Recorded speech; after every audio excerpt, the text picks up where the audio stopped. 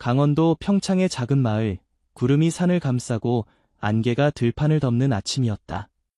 이곳에서 최진호와 박수미 부부는 20년 넘게 소를 키우며 평화로운 삶을 살아왔다.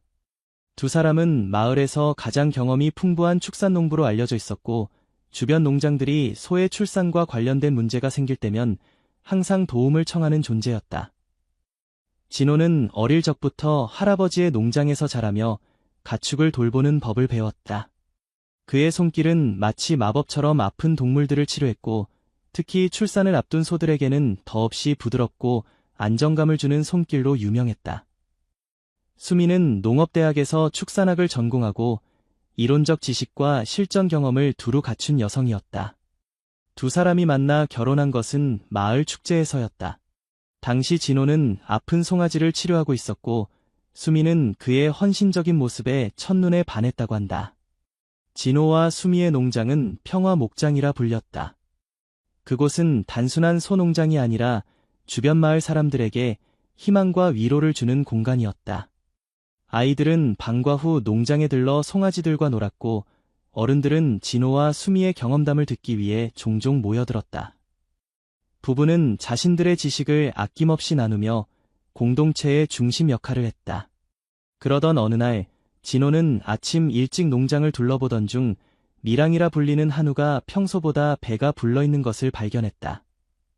미랑이는 3년 전 태어난 젊은 암소로 이번이 첫 임신이었다.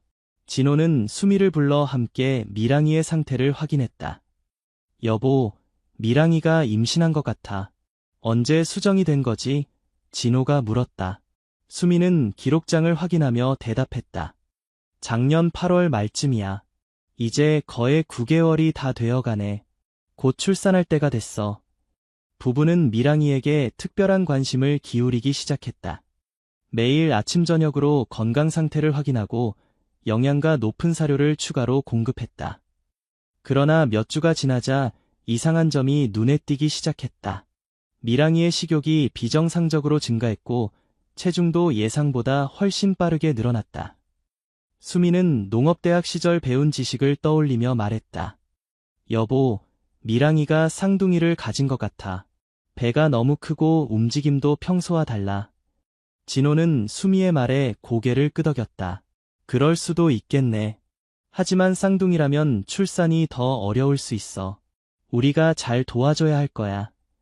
부부는 미랑이를 위해 특별한 출산 준비를 시작했다. 축사 한쪽에 깨끗한 짚을 두껍게 깔고 출산에 필요한 도구들을 모두 준비해 두었다. 마을의 수의사인 김 선생에게도 연락해 미랑이의 상황을 알려두었다. 5월의 어느 날 밤, 하늘에는 별이 가득했고 바람은 따뜻했다.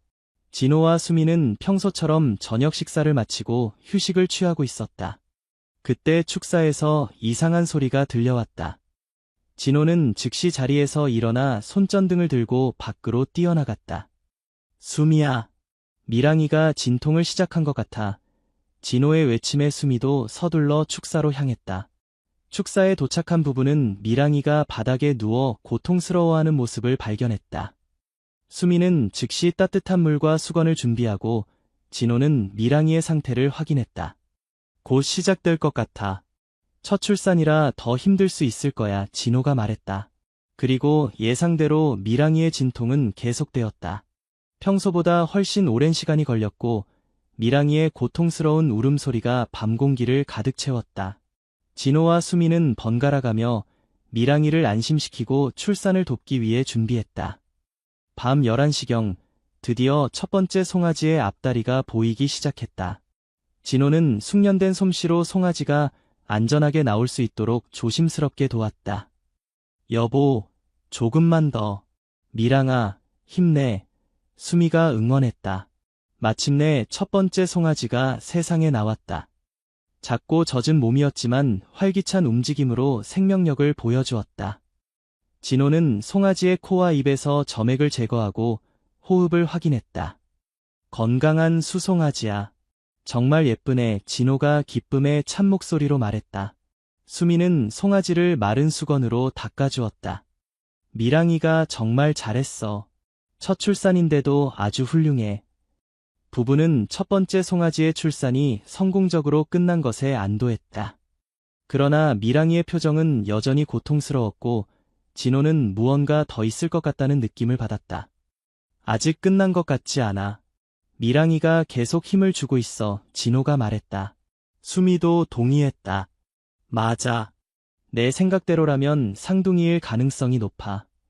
두 사람이 이야기를 나누는 동안 미랑이는 다시 강하게 진통을 시작했다. 그리고 몇 분 후 두 번째 송아지의 모습이 보이기 시작했다. 첫 번째보다 훨씬 빠르게 두 번째 송아지가 세상에 나왔다. 암송아지네. 쌍둥이였어. 수미가 기쁨에 차서 외쳤다. 진호도 웃으며 두 번째 송아지를 닦아주었다. 이렇게 건강한 쌍둥이를 볼 수 있다니 정말 행운이야. 쌍둥이 송아지의 탄생에 기뻐하는 부부였지만 놀랍게도 미랑이의 진통은 멈추지 않았다. 수미는 의아한 표정으로 미랑이를 살펴보았다. 여보, 미랑이가 아직도 힘을 주고 있어. 설마. 수미의 말이 채 끝나기도 전에 세 번째 송아지의 앞다리가 보이기 시작했다. 진호는 놀라움을 감추지 못했다. 새 쌍둥이, 난생 처음 보는 일이야. 농업대학에서 배운 통계를 기억하는 수미가 말했다. 한우에서 새 쌍둥이 출산은 10,000분의 1 확률이라고 했어. 정말 믿을 수 없는 일이야. 세 번째 송아지는 첫 두 마리보다 출산이 더 어려웠다. 미랑이는 지쳐 보였고 진호와 수미는 최대한 조심스럽게 도왔다. 마침내 세 번째 송아지도 세상에 나왔고 다행히 건강해 보였다. 또 수송아지네. 진호가 기쁨에 차서 외쳤다. 부부는 세 마리의 송아지를 모두 안전하게 출산시킨 미랑이를 자랑스러워했다. 그들은 지친 미랑이에게 물과 영양분을 공급하며 휴식을 취하게 했다.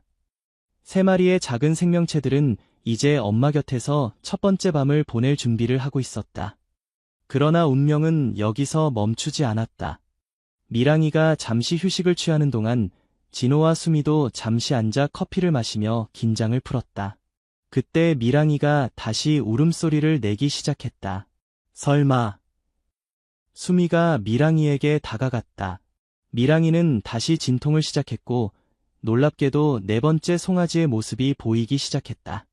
진호는 자신의 눈을 의심했다. 내 쌍둥이라고? 이건 기적이야. 진호가 외쳤다.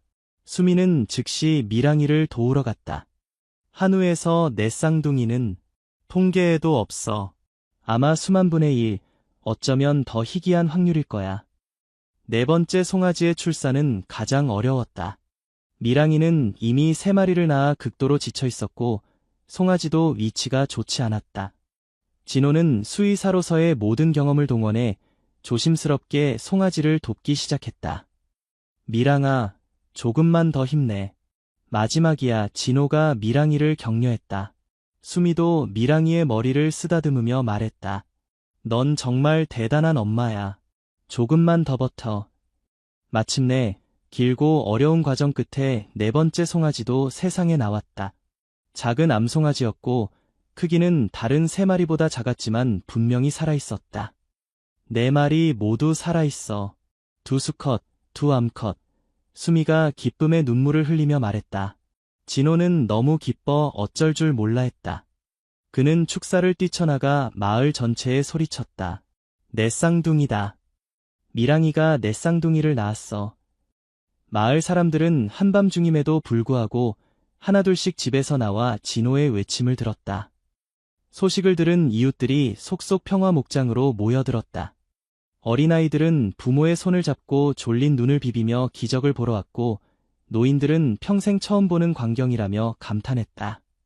마을 수의사인 김 선생도 급히 호출되어 왔다. 그는 네 마리의 송아지를 꼼꼼히 검사한 후 놀라움을 금치 못했다. 30년 넘게 수의사로 일했지만 이런 경우는 처음 봅니다. 정말 기적 같은 일이에요. 진호와 수미는 밤새도록 미랑이와 네 마리의 송아지들을 돌보았다. 미랑이는 출산 후 탈진 상태였지만 놀랍게도 네 마리 모두에게 충분한 모유를 제공할 수 있었다. 송아지들은 차례로 엄마의 젖을 먹으며 첫날을 무사히 넘겼다. 아침이 밝아오자 소식은 이미 주변 마을까지 퍼져나갔다. 지역 신문사에서 취재를 왔고 심지어 서울에서 온 방송국 팀도 이 놀라운 이야기를 취재하기 위해 도착했다. 최진호 씨, 이렇게 희귀한 일이 발생할 것이라고 예상하셨나요? 기자가 물었다. 진호는 미소를 지으며 대답했다. 전혀. 처음에는 단태아인 줄 알았고 나중에는 쌍둥이를 의심했어요. 새 쌍둥이도 놀라웠는데 내 쌍둥이는 정말 상상도 못했습니다. 수미도 인터뷰에 참여했다. 이건 자연의 기적이에요. 우리는 그저 미랑이가 안전하게 출산할 수 있도록 도왔을 뿐이죠. 뉴스는 빠르게 전국으로 퍼져나갔다. 강원도의 기적, 내 쌍둥이 송아지의 탄생이라는 제목으로 여러 언론에 보도되었다. 학계에서도 관심을 보였다. 서울대학교 수의학과의 교수들이 직접 평화목장을 방문해 이 희귀한 사례를 연구하기 시작했다. 한우에서 내 쌍둥이 출산은 학술적으로도 매우 가치 있는 사례입니다. 기록에 따르면 국내에서는 처음 있는 일일 수도 있어요. 서울대 교수가 설명했다. 진호와 수미는 갑작스러운 주목에 당황했지만 그들의 관심은 오직 미랑이와 4마리 송아지의 건강에 있었다. 특히 가장 작은 4번째 송아지, 작은 별이라 이름 붙인 송아지는 특별한 관심이 필요했다. 작은 별은 다른 3마리보다 체구가 작고 약했기 때문에 추가적인 영양 공급이 필요했다. 작은 별이가 제일 걱정이에요. 어제부터 젖을 잘 먹지 않아서요. 수미가 걱정스러운 표정으로 말했다. 진호는 수미의 어깨를 감싸며 안심시켰다. 우리가 잘 돌봐줄 거야. 작은 별이도 곧 형제들처럼 튼튼해질 거야. 부부는 교대로 잠을 자며 24시간 내내 송아지들을 돌보았다. 특히 작은 별에게는 추가로 인공수유를 하며 특별한 영양분을 공급했다. 그들의 헌신적인 노력 덕분에 작은 별도 조금씩 건강을 회복해갔다. 한 달이 지나자 4마리 모두 건강하게 자라고 있었다. 첫째 하늘, 둘째 구름, 셋째 바람, 그리고 막내 작은 별은 평화목장의 새로운 스타가 되었다. 주말이면 많은 사람들이 이 4쌍둥이를 보기 위해 농장을 방문했고 아이들은 송아지들과 함께 사진을 찍으며 즐거운 시간을 보냈다. 진호와 수미는 방문객들에게 미랑이와 4쌍둥이의 이야기를 들려주었다. 그 과정에서 그들은 자신들의 농장이 단순한 축산업의 장소를 넘어 생명의 소중함과 자연의 경이로움을 느낄 수 있는 교육의 장이 되고 있음을 깨달았다. 우리 농장이 아이들에게 생명의 탄생과 돌봄의 가치를 가르치는 곳이 되었으면 해요. 수미가 말했다. 진호도 동의했다. 4쌍둥이의 탄생은 우리에게 큰 선물이었어. 이제 우리가 그 선물을 다른 사람들과 나눌 차례야. 이 생각을 실천에 옮기기 위해 부부는 평화목장 체험학교를 열기로 결정했다. 주변 학교의 학생들이 농장을 방문해 동물들과 교감하고 농장 생활을 체험할 수 있는 프로그램이었다. 프로그램은 큰 인기를 끌었다. 아이들은 송아지에게 우유를 먹이고 소들을 돌보는 법을 배우며 자연과 생명에 대한 소중함을 느꼈다. 진호와 수미는 아이들에게 동물을 대하는 올바른 방법과 농장 생활의 가치를 가르쳤다. 선생님, 4쌍둥이 중에 제일 좋아하는 송아지는 누구예요? 한 학생이 진호에게 물었다. 진호는 미소를 지으며 대답했다. 그건 마치 4명의 자녀 중 누가 제일 좋으냐고 묻는 것과 같아. 모두 각자의 방식으로 특별하단다. 하늘이는 용감하고 구름이는 호기심이 많고 바람이는 장난기가 많지. 그리고 작은 별이는 작은 별이는 가장 작지만 가장 강한 의지를 가졌어. 시간이 흐르면서 평화목장의 4쌍둥이 이야기는 더 널리 알려졌다. 농업 잡지에 특집 기사로 실리기도 하고 다큐멘터리 프로그램에서 촬영을 오기도 했다. 심지어 외국의 축산 관련 매체에서도 이 희귀한 사례에 관심을 보였다. 그러나 진호와 수미에게 가장 보람찬 순간은 따로 있었다. 4쌍둥이가 태어난 지 정확히 1년이 되는 날, 그들은 작은 축하 파티를 열었다. 마을 사람들과 자주 찾아오던 아이들, 그리고 주변 농장 주인들이 모두 모였다. 미랑이와 4마리의 송아지들이 파티의 주인공이었다. 이제는 꽤 큰 소로 자란 4쌍둥이는 각자의 개성을 뚜렷이 보여주었다. 하늘이는 언제나 앞장서서 걸었고 구름이는 주변의 모든 것에 호기심을 보였다. 바람이는 여전히 장난기 넘치게 뛰어다녔고 작은 별이는 크기는 작았지만 가장 영리해 보였다. 파티에서 진호는 짧은 연설을 했다. 오늘 우리는 기적을 기념하기 위해 모였습니다. 내 쌍둥이의 탄생은 단순한 우연이 아니라 자연이 우리에게 보여준 경이로움의 표현이라고 생각합니다. 그는 잠시 말을 멈추고 미랑이를 바라보았다. 하지만 진정한 기적은 미랑이의 모성애와 끈기에 있습니다. 4마리의 새끼를 낳고 키우는 것은 상상할 수 없이 어려운 일입니다. 그런데도 미랑이는 한 번도 포기하지 않고 4마리 모두를 건강하게 키워냈습니다. 수미도 말을 이었다. 이 경험을 통해 우리는 많은 것을 배웠습니다. 생명의 소중함, 인내의 가치, 그리고 무엇보다 희망을 잃지 않는 마음의 중요성을요. 파티는 늦은 밤까지 이어졌다. 사람들은 음식을 나누고 이야기를 나누며 즐거운 시간을 보냈다. 아이들은 송아지들에게 특별히 준비한 간식을 주며 웃음꽃을 피웠다. 그날 밤 모든 손님이 떠나고 농장이 조용해졌을 때 진호와 수미는 축사에 앉아 내 쌍둥이와 미랑이를 바라보았다. 달빛이 축사 창문으로 스며들어 소들의 모습을 은은하게 비추고 있었다. 믿기지 않아. 벌써 1년이 지났다니 진호가 말했다.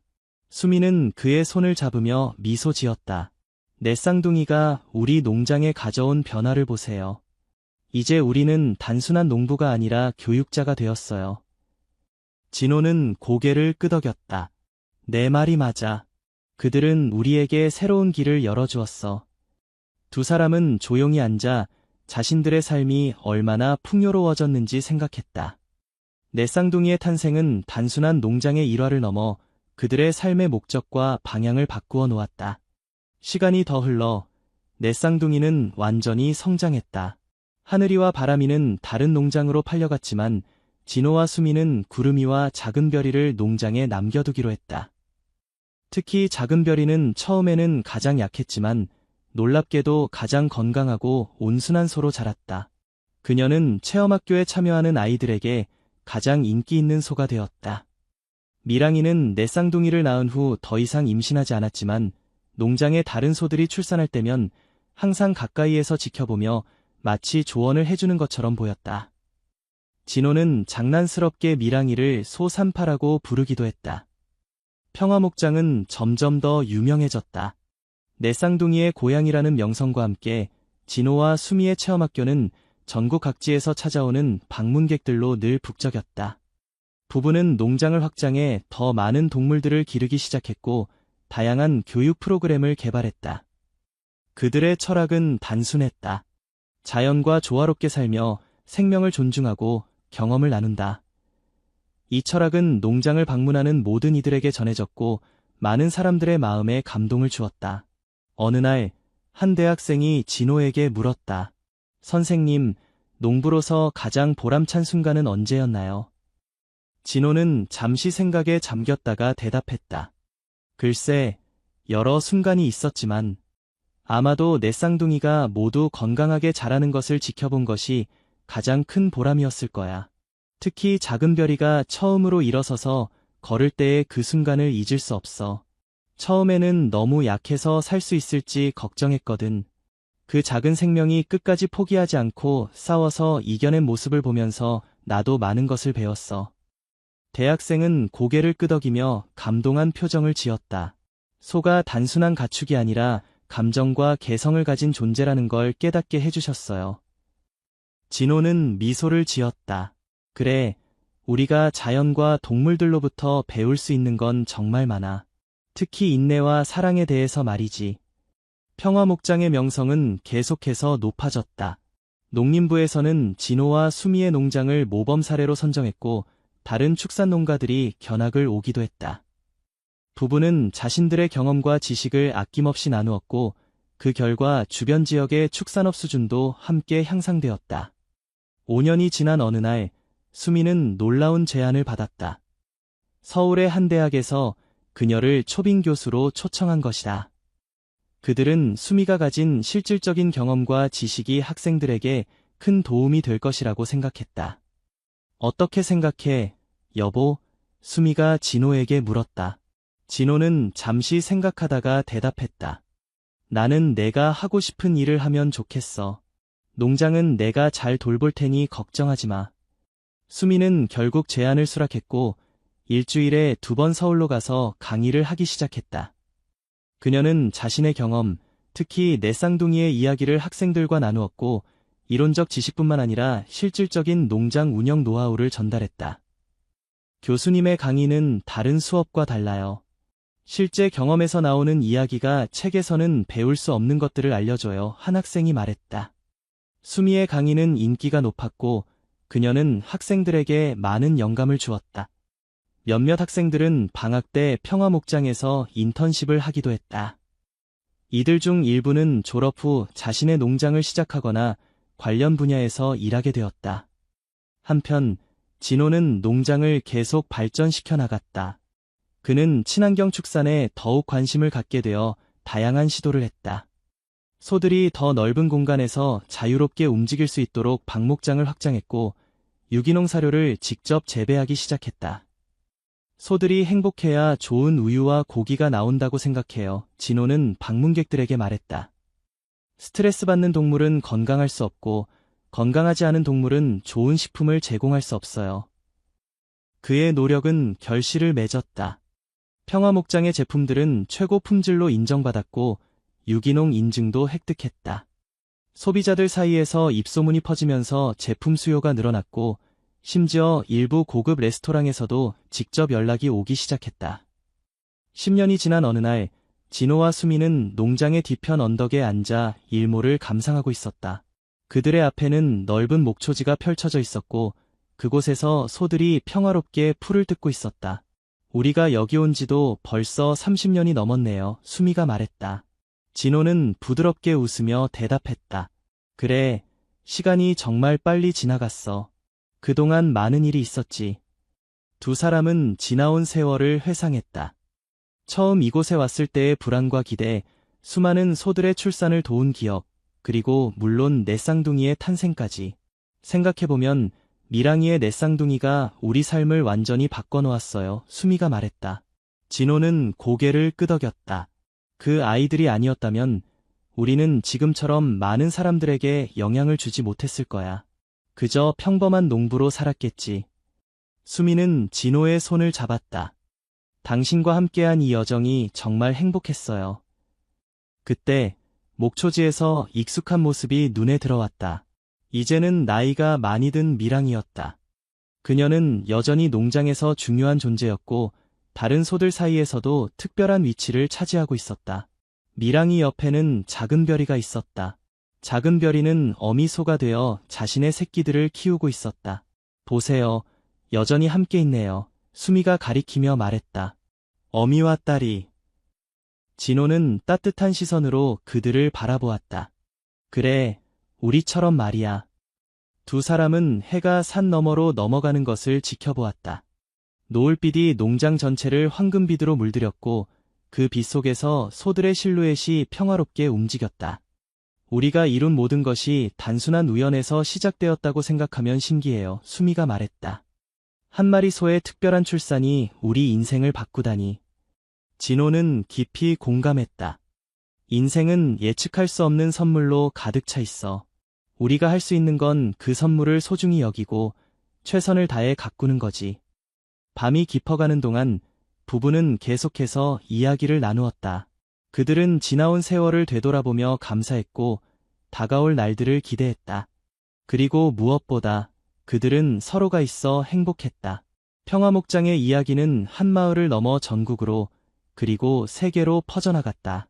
그것은 단순한 내 쌍둥이 송아지의 탄생 이야기가 아니라 인내와 사랑, 그리고 자연과의 조화에 관한 이야기였다. 그리고 그 중심에는 항상 진호와 수미가 있었다. 어느 날, 한 기자가 진호에게 물었다. 선생님, 평화목장의 성공 비결이 무엇이라고 생각하십니까? 진호는 잠시 생각하다가 대답했다. 성공이라. 글쎄요, 우리가 추구한 것은 성공이 아니라 행복이었습니다. 동물들이 행복하고, 우리가 행복하고, 그리고 우리를 찾는 사람들이 행복할 때, 그것이 바로 진정한 성공이 아닐까요? 수미도 말을 보탰다. 우리는 항상 자연을 존중하며 살려고 노력했어요. 자연은 때로는 예측할 수 없는 선물을 주기도 하고, 때로는 시련을 주기도 하지만 그 모든 것에는 의미가 있다고 생각해요. 내 쌍둥이의 탄생도 그런 선물 중 하나였죠. 기자는 감동한 표정으로 고개를 끄덕였다. 마지막으로 한 가지 더 여쭤볼게요. 다음 세대의 농부들에게 해주고 싶은 말씀이 있으신가요? 진호와 수미는 서로를 바라보며 미소를 지었다. 진호가 먼저 말했다. 자연을 스승으로 삼으세요. 그리고 포기하지 마세요. 농사일은 힘들지만 그만큼 보람있는 일은 없습니다. 수미도 덧붙였다. 그리고 서로를 의지하세요. 혼자서는 할 수 없는 일도 함께하면 가능해집니다. 우리가 30년 넘게 이 일을 할 수 있었던 것도 서로가 있었기 때문이에요. 인터뷰가 끝난 후 진호와 수미는 다시 소들이 있는 축사로 향했다. 그곳에서 미랑이가 그들을 기다리고 있었다. 나이가 많이 든 미랑이는 이제 걸음이 느렸지만 그녀의 눈빛은 여전히 총명했다. 진호는 미랑이의 머리를 쓰다듬으며 말했다. 고마워, 미랑아. 내가 우리에게 준 선물은 정말 특별했어. 수미도 미랑이에게 다가가 그녀의 목을 안았다. 우리 미랑이 오래오래 건강하게 지내자. 미랑이는 마치 그들의 말을 이해한 듯 부드럽게 울음소리를 냈다. 그 소리는 축사 안을 따뜻하게 채우며 메아리 쳤다. 평화목장의 일상은 계속되었다. 매일 아침 진호와 수미는 일찍 일어나 소들을 돌보았다. 낮에는 방문객들을 맞이하고 저녁에는 하루를 정리하며 내일을 준비했다. 그들의 삶은 단순했지만 충만했다. 어느 날 아침 진호는 평소보다 일찍 일어나 혼자 축사로 향했다. 그는 미랑이를 확인하고 싶었다. 최근 들어 미랑이의 건강이 좋지 않아 걱정이 되었기 때문이다. 축사에 들어서자 진호는 미랑이가 조용히 누워있는 모습을 발견했다. 그는 천천히 다가가 미랑이의 상태를 확인했다. 미랑이는 평화롭게 숨을 쉬고 있었지만 그녀의 눈에는 피로가 가득했다. 미랑아, 괜찮니? 진호가 부드럽게 물었다. 미랑이는 고개를 들어 진호를 바라보았다. 그녀의 눈빛은 마치 많은 이야기를 하고 싶다는 듯했다. 진호는 미랑이 곁에 앉아 그녀의 머리를 쓰다듬었다. 넌 정말 대단한 소야. 내가 이 농장에 가져온 기쁨은 말로 표현할 수 없을 만큼 크단다. 그는 미랑이에게 계속 이야기를 했다. 함께했던 세월, 내 쌍둥이의 탄생, 그리고 그 이후 변화된 농장의 모습에 대해 미랑이는 마치 모든 말을 이해하는 듯 조용히 듣고 있었다. 잠시 후 수미도 축사에 들어왔다. 그녀는 진호와 미랑이의 모습을 보고 무슨 일인지 즉시 알아챘다. 말없이 다가와 남편 옆에 앉았다. 미랑아, 안녕. 오늘 아침은 어때? 수미가 부드럽게 말했다. 미랑이는 수미를 향해 고개를 돌렸다. 그녀의 눈에는 따뜻함이 가득했다. 부부는 한동안 미랑이와 함께 있었다. 그들은 말없이 서로의 존재를 느끼며 시간을 보냈다. 창문으로 들어오는 아침 햇살이 축사 안을 금빛으로 물들였다. 그날 오후 미랑이는 조용히 세상을 떠났다. 그녀의 곁에는 진호와 수미, 그리고 작은 별이가 있었다. 미랑이의 죽음은 평화로웠고 그녀는 마치 깊은 잠에 든 것처럼 보였다. 잘 가, 미랑아.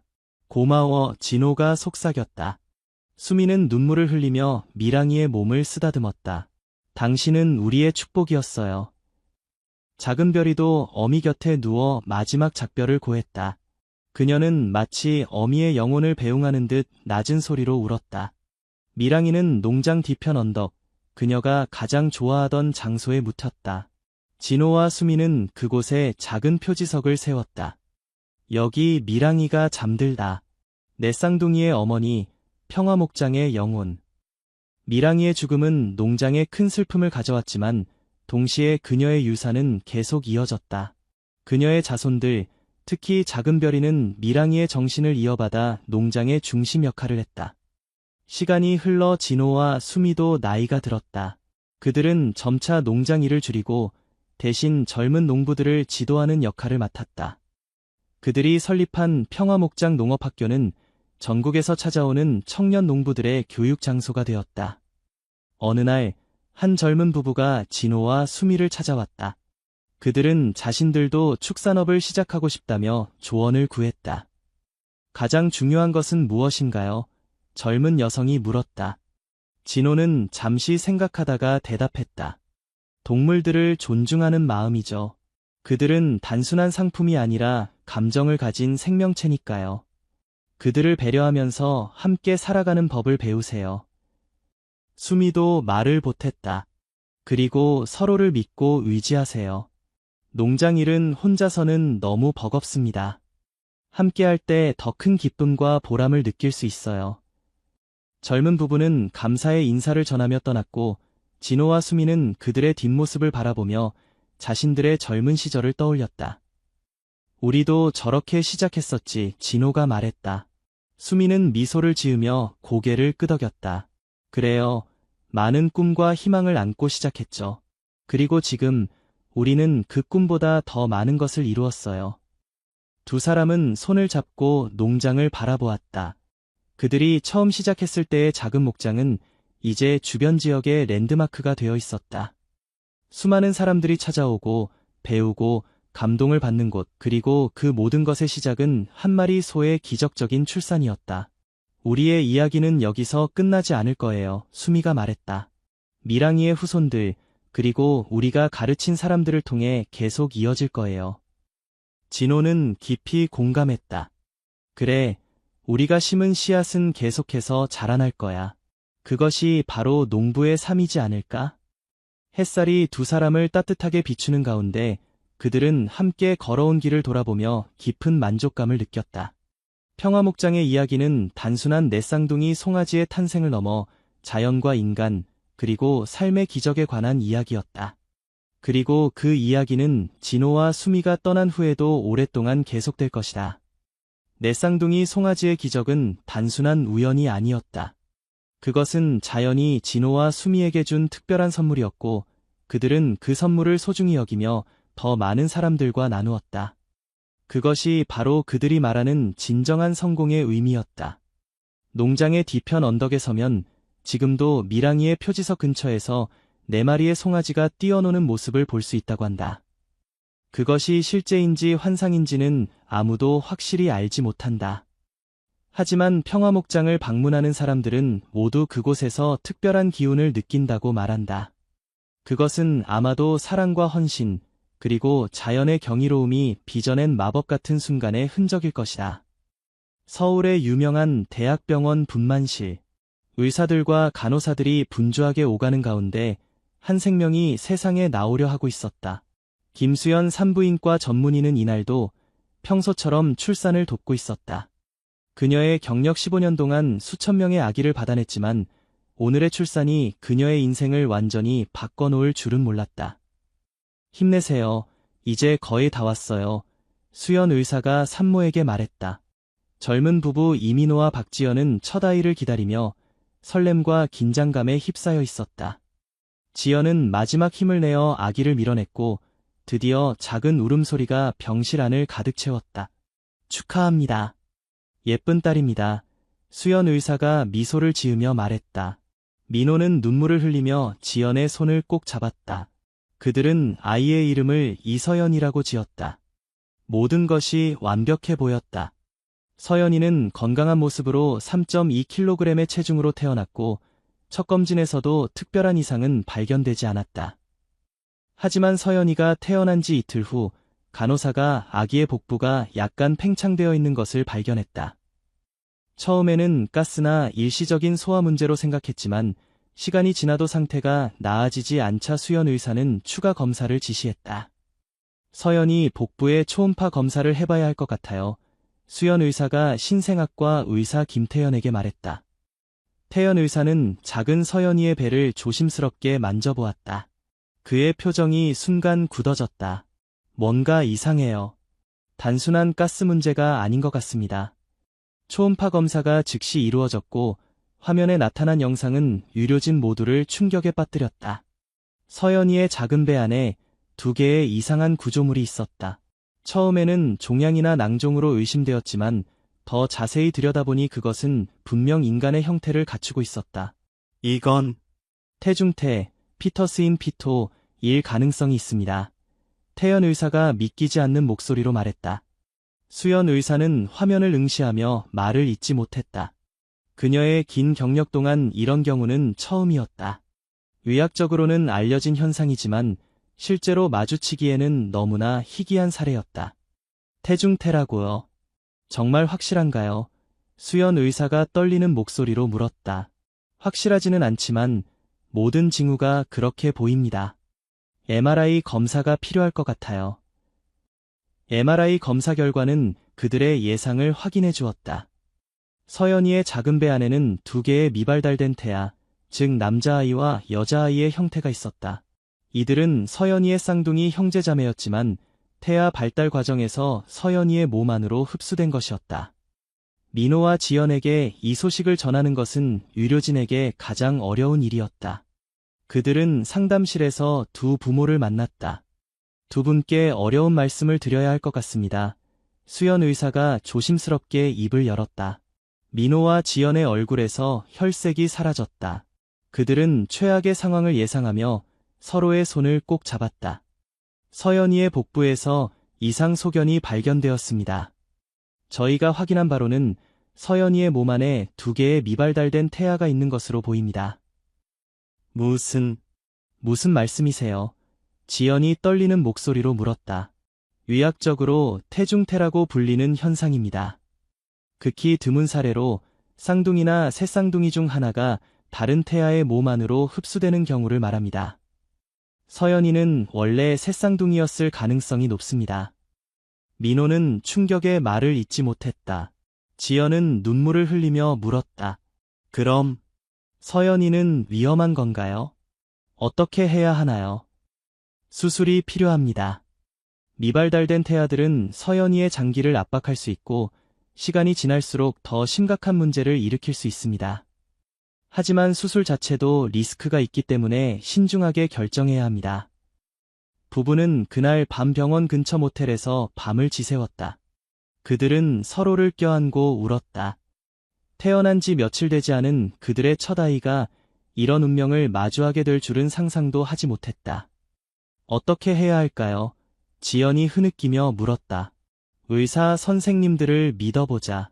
서연이는 강한 아이야. 분명 이겨낼 거야. 민호가 아내를 안심시키려 했지만 그의 목소리에도 불안감이 묻어났다. 다음 날 아침 그들은 수술에 동의하기로 결정했다.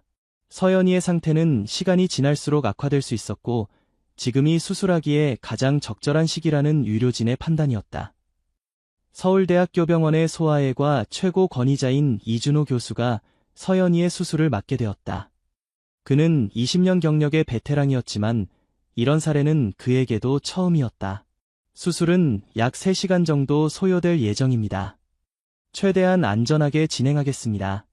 준호 교수가 부부에게 설명했다.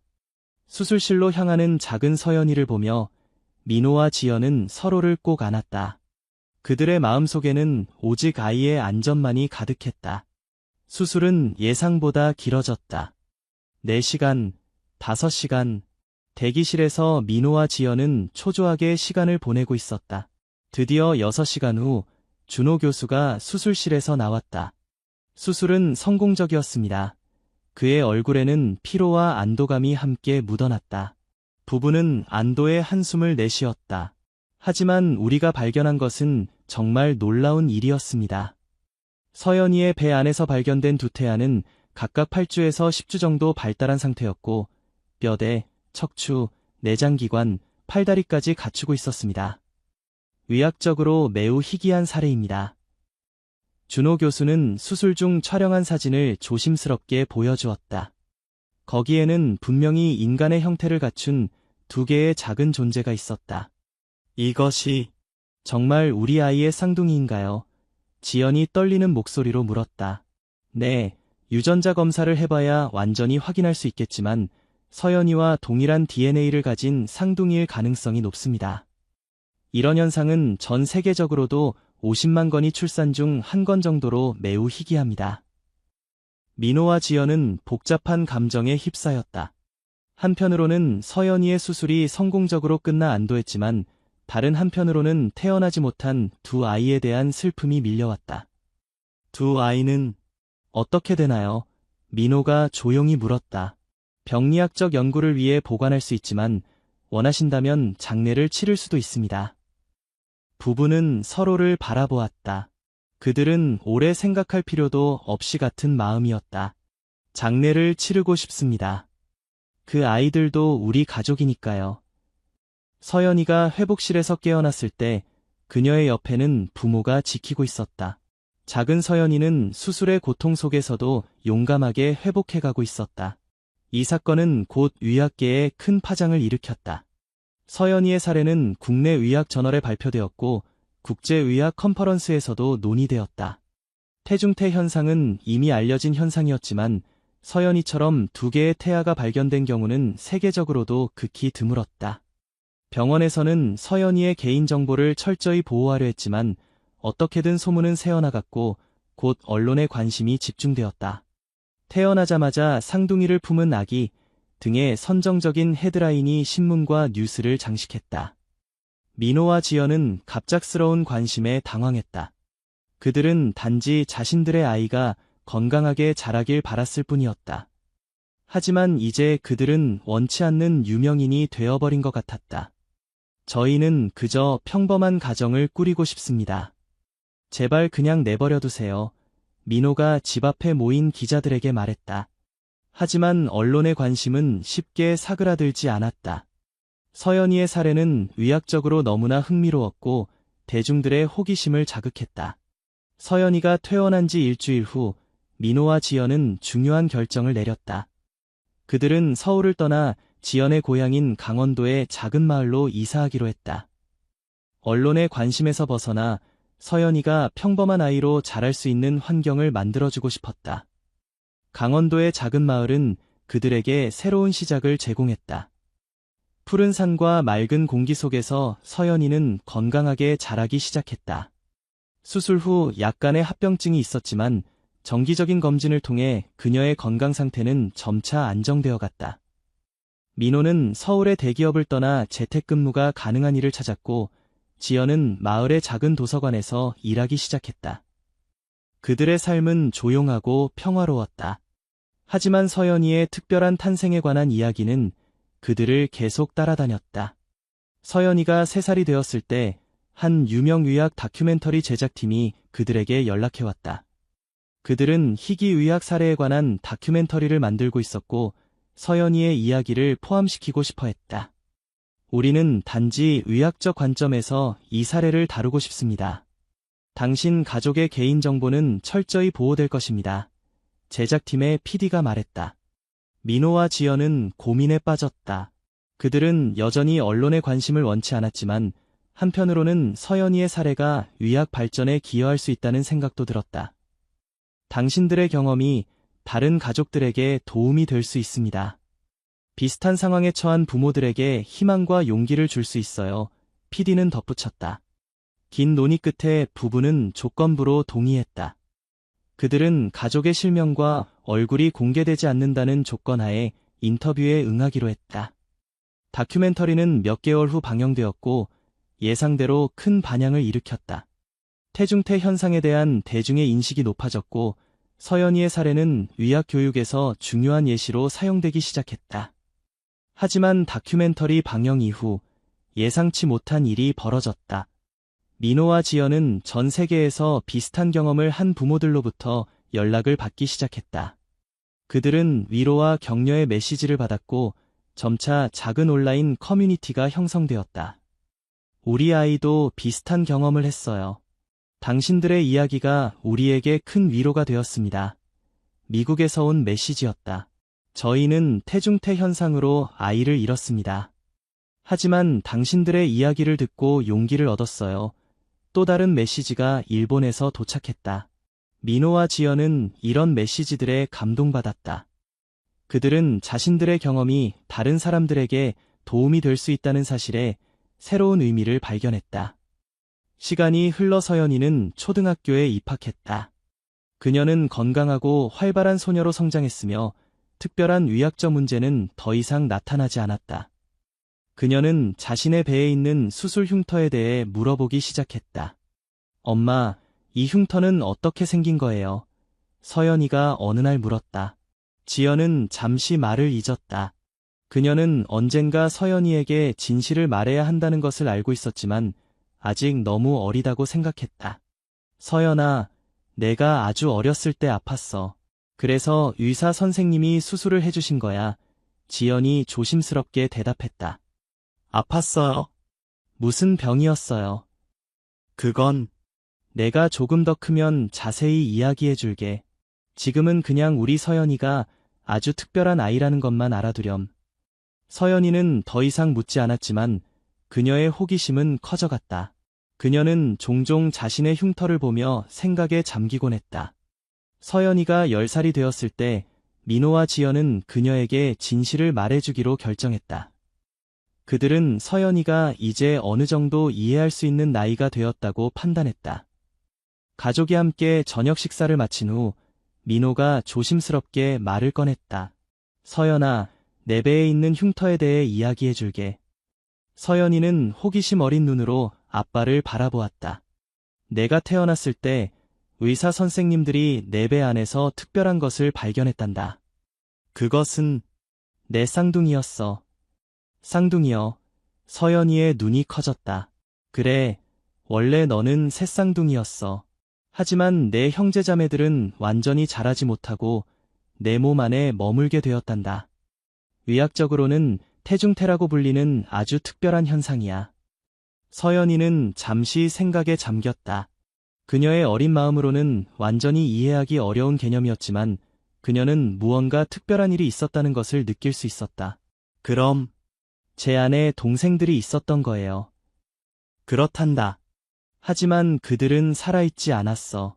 그래서 의사 선생님들이 수술을 해서 그들을 꺼내야 했던 거야. 그게 내 배에 있는 흉터란다. 그 동생들은 어디 있어요? 서연이가 물었다. 민호와 지연은 서로를 바라보았다. 그들은 이 질문을 예상하고 있었다. 우리는 그들을 위해 작은 장례식을 열었어. 강원도로 이사 오기 전에 서울의 한 공원에 그들을 위한 작은 나무를 심었단다. 서연이의 눈에 눈물이 고였다. 그녀는 자신이 알지 못했던 형제자매들에 대해 생각하며 슬퍼했다. 언젠가 서울에 가면 그 나무를 보여줄게. 지연이 서연이를 안아주며 말했다. 그날 밤 서연이는 자신의 침대에 누워 생각에 잠겼다. 그녀는 자신이 특별하다는 것을 알게 되었다. 그녀의 몸에는 다른 아이들과는 다른 이야기가 새겨져 있었다. 다음 날 서연이는 학교에서 돌아와 엄마에게 물었다. 엄마, 제가 왜 살았고 동생들은 살지 못했어요? 지연은 그 질문에 준비가 되어 있지 않았다. 그녀는 잠시 말을 잊었다가 조심스럽게 대답했다. 그건 아무도 정확히 알 수 없는 거야, 서연아. 하지만 엄마 아빠는 내가 살아있어서 정말 감사해. 너는 우리에게 가장 소중한 선물이란다. 서연이는 고개를 끄덕였다. 그녀는 어린 나이에도 불구하고 생명의 소중함과 운명의 신비에 대해 생각하기 시작했다. 시간이 흘러 서연이는 중학생이 되었다. 그녀는 과학, 특히 생물학에 큰 관심을 보였다. 그녀는 인체의 신비에 매료되었고 의학에 관한 책을 찾아 읽기 시작했다. 그녀의 부모는 그녀의 관심사를 적극적으로 지원했다. 어느 날 서연이는 학교 과학 시간에 인간 발달에 대해 배웠다. 수업이 끝난 후 그녀는 용기를 내어 선생님에게 다가갔다. 선생님, 태중태에 대해 들어보셨나요? 선생님은 놀란 표정으로 서연이를 바라보았다. 그래, 들어본 적 있어. 매우 희귀한 현상이지. 어떻게 그것에 대해 알게 되었니? 서연이는 잠시 망설였다. 그녀는 자신의 이야기를 공개적으로 나누는 것에 대해 확신이 없었다. 그냥 책에서 읽었어요. 정말 흥미로운 것 같아서요. 선생님은 고개를 끄덕였지만 서연이의 눈에서 무언가 특별한 것을 발견한 것 같았다. 정말 희귀한 현상이야. 의학적으로도 아직 많은 부분이 미스터리로 남아있지. 그날 저녁, 서연이는 부모님과 이야기를 나눴다. 저는 의사가 되고 싶어요. 제 경험을 통해 다른 사람들을 돕고 싶어요. 민호와 지연은 자랑스러운 표정으로 딸을 바라보았다. 그래, 서연아. 내가 원하는 것을 이룰 수 있도록 우리가 항상 응원할게, 민호가 말했다. 서연이의 결심은 더욱 굳어졌다. 그녀는 자신의 경험이 단순한 의학적 사례가 아니라 다른 사람들을 돕는 계기가 될 수 있다고 믿었다. 중학교를 마치고 고등학교에 진학한 서연이는 더욱 열심히 공부했다. 그녀는 생물학 올림피아드에서 좋은 성적을 거두었고 학교 과학 동아리의 회장이 되었다. 그녀의 꿈은 서울대학교 의과대학에 진학하는 것이었다. 서연이가 17살이 되었을 때 그녀는 태중태에 관한 연구 논문을 읽기 시작했다. 그녀는 자신의 사례가 의학 저널에 발표되었다는 것을 알고 있었고 그 논문을 찾아보기로 결심했다. 도서관에서 의학 데이터베이스를 검색하던 중 서연이는 자신의 사례에 관한 논문을 발견했다. 한국에서 발견된 이중 태중태 사례, 임상적 고찰이라는 제목의 논문이었다. 서연이는 떨리는 손으로 논문을 읽기 시작했다. 그녀의 이름은 언급되지 않았지만 모든 세부 사항이 그녀의 이야기를 가리키고 있었다. 논문에는 수술 사진과 의학적 분석이 포함되어 있었다. 세계적으로도 매우 희귀한 사례로 신생아의 복강 내에서 발견된 2개의 태중태는 각각 남성과 여성의 특징을 보였으며 척추, 사지, 내장 기관의 초기 발달 단계를 나타냈다. 서연이는 자신이 얼마나 특별한 의학적 사례였는지 처음으로 완전히 이해하게 되었다. 그녀는 집에 돌아와 부모님에게 논문에 대해 이야기했다. 저는 제 사례에 관한 논문을 찾았어요. 서연이가 조용히 말했다. 민호와 지연은 놀란 표정으로 서로를 바라보았다. 어떻게 찾았니? 민호가 물었다. 도서관에서 의학 데이터베이스를 검색했어요. 제 이름은 없었지만 그게 저라는 걸 알 수 있었어요. 지연은 한숨을 내쉬며 딸의 손을 잡았다. 언젠가는 내가 찾아볼 거라고 생각했어. 이제 어떤 생각이 드니? 서연이는 잠시 생각에 잠겼다. 저는 제가 의학적으로 중요한 사례라는 게 신기해요. 제 경험이 의학 발전에 도움이 된다는 게 기뻐요. 하지만 동시에 제 안에 있었던 쌍둥이들이 더 생생하게 느껴져요. 민호는 딸의 어깨에 손을 얹었다. 서연아, 내 경험은 정말 특별해.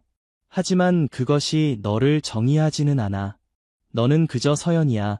우리의 소중한 딸이고 내가 되고 싶은 어떤 사람이든 될 수 있어. 서연이는 고개를 끄덕였다.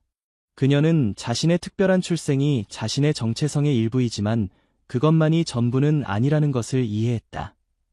다음 날 서연이는 용기를 내어 생물 선생님에게 진실을 말했다. 선생님, 사실 제가 태중태를 경험한 사람이에요. 제가 태어났을 때 제 배 안에 2명의 쌍둥이가 있었어요. 선생님은 놀라움을 감추지 못했다. 서연아, 정말 그런 경험을 했다니 믿기 어렵구나. 네, 저도 최근에야 그에 관한 의학 논문을 읽었어요. 그래서 저는 의사가 되어서 희귀 질환을 연구하고 싶어요. 선생님은 감동한 표정으로 서연이를 바라보았다. 정말 대단한 목표구나.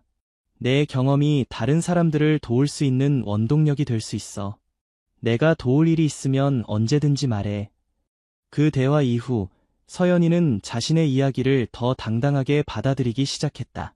그녀는 자신의 경험이 부끄러운 것이 아니라 오히려 특별한 사명을 부여받은 것이라고 생각하게 되었다.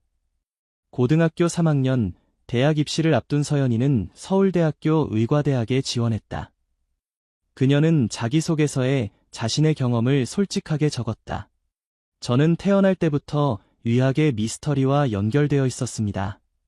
태중태라는 희귀한 현상을 직접 경험한 사람으로서 저는 의학이 아직 완전히 이해하지 못한 많은 현상들을 연구하고 싶습니다. 제 몸에 새겨진 흉터는 단순한 상처가 아니라 제 사명의 증표입니다. 서연이의 진솔한 이야기와 뛰어난 학업 성적은 입학 심사위원들의 마음을 움직였다. 그녀는 서울대학교 의과대학에 합격했다. 대학 입학을 앞두고 서연이는 부모님과 함께 서울로 돌아가기로 했다. 10년 만에 귀환이었다. 그들이 처음으로 방문한 곳은 서연이의 쌍둥이들을 위해 심었던 나무가 있는 공원이었다. 작은 은행나무는 이제 꽤 자라 있었다.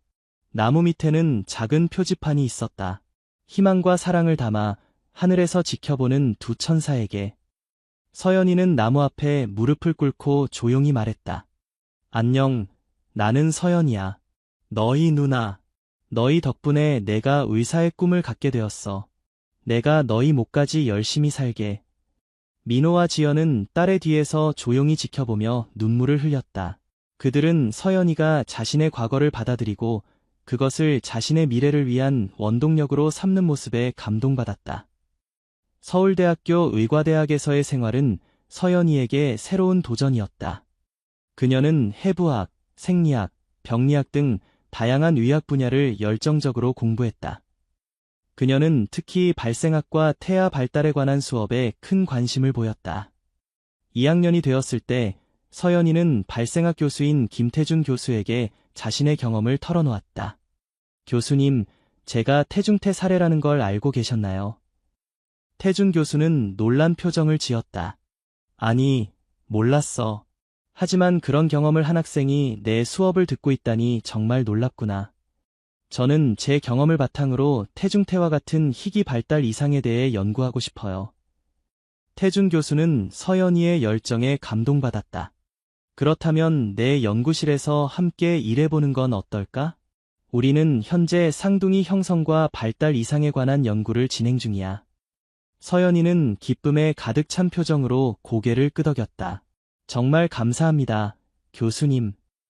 그렇게 서연이는 태준 교수의 연구실에서 학부 연구생으로 활동하기 시작했다. 그녀는 태중태와 관련된 문헌을 검토하고 연구실에서 진행하는 실험에 참여했다. 그녀의 개인적인 경험은 연구에 독특한 관점을 제공했다. 어느 날 태준 교수가 서연이에게 말했다. 서연아, 곧 국제희귀 발달 이상 학회가 서울에서 열릴 예정이야. 내가 직접 경험한 사례를 발표해보는 것이 어떨까? 서연이는 놀라움과 긴장감을 동시에 느꼈다. 제가요? 하지만 저는 아직 학부생인데. 그래, 하지만 내 경험은 매우 가치 있어. 의학적 관점과 환자의 관점을 동시에 제공할 수 있는 사람은 너밖에 없어. 서연이는 고민 끝에 학회 발표를 수락했다. 그녀는 자신의 의학적 사례와 개인적 경험, 그리고 그것이 자신의 인생과 의학에 대한 시각에 미친 영향에 대해 발표를 준비했다. 학회 당일, 서연이는 수많은 국내외 의학자들 앞에서 발표를 시작했다. 안녕하세요. 저는 서울대학교 의과대학 학생 이서연입니다. 저는 오늘 매우 독특한 관점에서 태중태 현상에 대해 이야기하고자 합니다. 환자이자 연구자로서의 관점입니다. 청중들 사이에서 작은 소란이 일었다. 서연이는 깊게 숨을 들이마시고 계속했다. 저는 태어났을 때 제 복부에서 2개의 태중태가 발견되었습니다. 제 쌍둥이였을 두 생명체가 제 몸 안에 있었던 것이죠. 그녀는 자신의 의학적 사례에 대한 상세한 설명과 함께 그것이 자신의 삶과 가족에게 미친 영향, 그리고 그로 인해 의사가 되기로 결심한 이야기를 나누었다. 의학은 단순히 질병과 증상을 다루는 것이 아닙니다. 그것은 사람과 그들의 이야기를 다루는 것입니다. 제 경험은 저에게 환자의 관점에서 의학을 바라볼 수 있는 특별한 기회를 주었습니다. 서연이의 발표가 끝나자 청중들은 기립 박수를 보냈다. 많은 의사들과 연구자들이 그녀에게 질문을 하고 싶어 했다. 그녀의 발표는 학회의 하이라이트가 되었다. 발표 후 한 노년의 의사가 서연이에게 다가왔다. 안녕하세요. 저는 이준호입니다. 서연이는 그 이름을 듣자마자 놀랐다. 이준호는 그녀의 수술을 집도했던 의사였다. 준호 선생님, 저를 기억하세요. 준호 교수는 미소를 지었다. 물론이지. 내가 이렇게 훌륭한 의대생이 될 줄은 상상도 못했어. 내 발표를 듣고 정말 감동받았단다. 서연이는 눈물이 그렁그렁한 채로 말했다. 선생님의 수술 덕분에 제가 여기 있을 수 있어요. 정말 감사합니다. 준호 교수는 서연이의 손을 꼭 잡았다. 아니야, 내 의지와 용기가 너를 여기까지 이끌었어. 내가 앞으로 많은 환자들에게 희망이 되어줄 거라고 믿는다. 그날 저녁, 서연이는 부모님과 함께 저녁 식사를 하며 그날의 경험을 나누었다. 저는 오늘 제 수술을 집도했던 준호 선생님을 만났어요. 그분이 저를 기억하고 계셨어요. 민호와 지연은 놀란 표정을 지었다. 정말, 그분이 학교에 오셨던 거니? 민호가 물었다. 네, 그분은 제 발표를 들으셨대요. 그리고 제가 의사가 되고자 하는 걸 정말 자랑스러워 하셨어요. 지연은 감동의 눈물을 흘렸다. 내가 이렇게 성장할 줄은 몰랐어. 우리는 내가 정말 자랑스러워. 서연이는 미소를 지었다. 엄마, 아빠, 제가 여기까지 올 수 있었던 건 모두 두 분 덕분이에요. 저를 끝까지 믿고 지원해 주셔서 감사해요. 학회 발표 이후 서연이의 이야기는 의학계에서 더 널리 알려졌다. 그녀는 의학저널에 자신의 경험과 관점에 대한 논문을 발표할 기회를 얻었고 여러 이과대학에서 강연 요청을 받기 시작했다. 서연이는 의대 생활을 성공적으로 마치고 소아외과 전문의의 길을 선택했다. 그녀는 특히 태아 발달 이상과 희귀 질환을 전문으로 하고자 했다. 레지던트 과정에서 그녀는 자신과 비슷한 경험을 한 아이들과 그 가족들을 만나게 되었다. 어느 날 서연이는 태중태 현상으로 태어난 5살 소녀 민지를 담당하게 되었다. 민지의 부모는 불안과 두려움에 휩싸여 있었다. 우리 아이가 정상적인 삶을 살 수 있을까요? 민지의 어머니가 떨리는 목소리로 물었다. 서연이는 따뜻한 미소를 지으며 대답했다. 네, 물론이죠. 저도 민지와 같은 경험을 했습니다. 보시다시피 저는 이제 의사가 되어 다른 사람들을 돕고 있어요. 민지의 부모는 놀란 표정으로 서연이를 바라보았다. 정말요? 선생님도? 네, 저도 태어났을 때 태중태가 있었어요. 수술 후 잘 회복했고 이렇게 건강하게 자랐습니다. 민지도 분명 잘 회복할 거예요. 그 말을 들은 민지의 부모는 안도의 한숨을 내쉬었다. 그들에게 서연이의 존재 자체가 큰 희망이었다. 시간이 흘러 서연이는 서울대학교병원의 소아외과 전문의가 되었다. 그녀는 자신의 경험을 바탕으로 태중태와 같은 희귀 발달 이상을 연구하는 특별 클리닉을 설립했다. 그녀의 클리닉은 단순히 의학적 치료뿐만 아니라 환자와 가족들을 위한 심리적 지원도 제공했다. 서연이가 35살이 되었을 때 그녀는 국제적으로 인정받는 전문가가 되었다. 그녀는 전 세계에서 온 환자들을 치료했고 그들에게 자신의 경험을 통한 희망을 전했다. 어느 날 서연이는 자신의 사무실에서 특별한 손님을 맞이했다. 그는 미국에서 온 의학 저널리스트였다. 이서연 박사님, 당신의 이야기는 정말 놀랍습니다.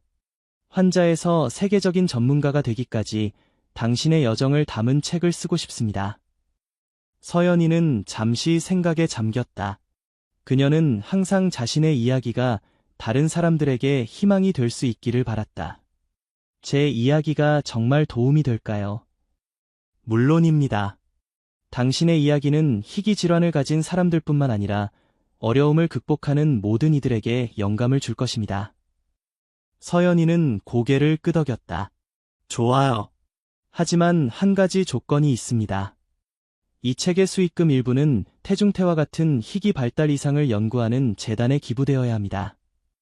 저널리스트는 기쁘게 동의했다. 서연이의 이야기를 담은 책 태어날 때부터 특별한 태중태에서 세계적 의사로는 출간 즉시 베스트셀러가 되었다. 그녀의 용기와 결단력, 그리고 자신의 특별한 출생을 긍정적인 원동력으로 삼은 이야기는 많은 사람들에게 감동을 주었다. 책이 출간된 후 서연이는 더 많은 공개 강연 요청을 받았다.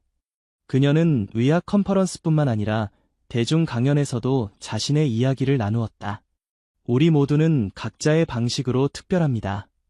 제 특별함은 제 배에 있는 흉터와 함께 시작되었지만 그것은 단지 시작일 뿐이었습니다. 진정한 특별함은 우리가 가진 것을 어떻게 활용하느냐에 달려 있습니다. 서연이의 메시지는 단순히 의학적 희귀 사례를 넘어 인생의 도전을 극복하는 모든 이들에게 희망을 주었다. 서연이가 40살이 되었을 때 그녀는 자신의 연구소를 설립했다. 이서연 발달이상연구소는 태중태를 비롯한 다양한 태아 발달 이상을 연구하고 환자들을 지원하는 중심지가 되었다. 그녀의 연구소에서는 세계 각국에서 온 의사들과 연구자들이 함께 일했다. 서연이는 자신의 경험과 전문 지식을 바탕으로 그들을 이끌었다. 어느 날 서연이는 20년 전 자신이 만났던 민지로부터 연락을 받았다. 민지는 이제 25살의 젊은 여성이 되어 있었다. 서연 선생님, 저는 선생님 덕분에 의대에 진학했어요. 저도 선생님처럼 소아과 의사가 되어 아이들을 돕고 싶어요. 서연이는 감동의 눈물을 흘렸다. 그녀의 이야기가 또 다른 이의 삶에 영향을 미치는 것을 보는 것은 가장 큰 보람이었다. 민지야, 내가 정말 자랑스러워. 우리 함께 더 많은 아이들에게 희망을 전하자. 서연이의 부모님은 그녀의 성공을 자랑스럽게 지켜보았다. 이제 노년이 된 민호와 지연은 딸이 세계적인 의사가 된 것을 보며 행복해했다. 서연아, 내가 태어났을 때 우리는 너무 두려웠단다. 하지만 이제 보니 그때의 어려움이 너에게 특별한 사명을 주었구나. 지연이 말했다. 서연이는 부모님을 꼭 안아드렸다. 엄마, 아빠, 두 분이 저를 끝까지 지원해 주셨기 때문에 제가 여기까지 올 수 있었어요. 제 인생의 가장 큰 축복은 두 분이에요. 서연이의 이야기는 계속되었다. 그녀는 자신의 독특한 출생과 그로 인한 도전을 통해 더 강한 사람이 되었고 그 경험을 바탕으로 다른 이들에게 희망과 치유를 전하는 사명을 다했다. 태중태라는 의학적 희귀 현상은 서연이의 삶의 시작점이었지만 그녀의 용기와 결단력, 그리고 다른 이들을 돕고자 하는 열정이 그녀의 진정한 정체성을 만들어갔다. 그리고 그녀의 이야기는 많은 이들에게 영감을 주며 어떠한 어려움도 극복할 수 있다는 희망의 메시지를 전하고 있다. 의학계를 뒤흔든 한 아기의 특별한 탄생은 이제 세계를 변화시키는 한 의사의 놀라운 여정으로 이어졌다. 서연이의 이야기는 우리에게 인간의 가능성과 회복력의 경이로움을 보여주는 증거가 되었다. 그리고 그녀의 몸에 새겨진 흉터는 이제 단순한 상처가 아니라 그녀의 특별한 운명의 상징이 되었다.